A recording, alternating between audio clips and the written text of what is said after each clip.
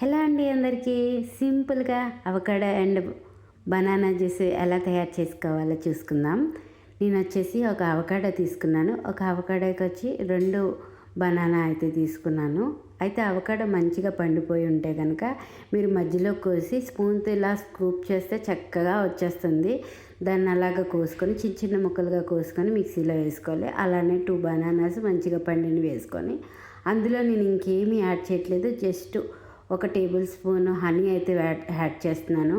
Honey flavour చాలా బాగుంటుంది. నచ్చలేని వాళ్ళకి కూడా జ్యూస్లో అంటే హనీ ఫ్లేవర్ చాలామందికి నచ్చదు కదండి.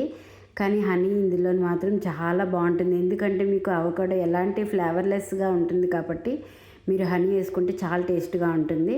కొంచెం వేసుకొని అందులో కొంచెం మిల్క్ వేసుకొని జస్ట్ లైట్గా బరకగా మిక్సీ పట్టుకున్న తర్వాత అందులో మళ్ళీ కొన్ని పాలు వేసుకొని మీకు ఎంత చిక్కగా కావాలో అంతవరకు పాలు వేసుకొని మళ్ళీ మిక్సీ చేసుకోవాలి. అది మిక్సీ వేసుకున్న తర్వాత మంచి థిక్నెస్గా వస్తుంది. అది అంతే జ్యూస్ తయారైపోయినట్టే.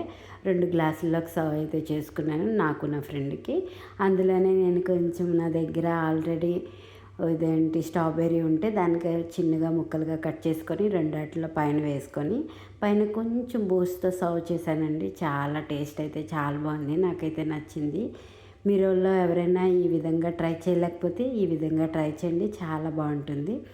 ఇంకా షుగర్స్ ఏమీ అవసరం లేదు. జస్ట్ మీరు అసలు మీకు ఒక్కలా హనీ వద్దు అనుకున్నట్లయితే ఓన్లీ బనానా ఫ్లేవర్డ్ కూడా సరిపోతుంది.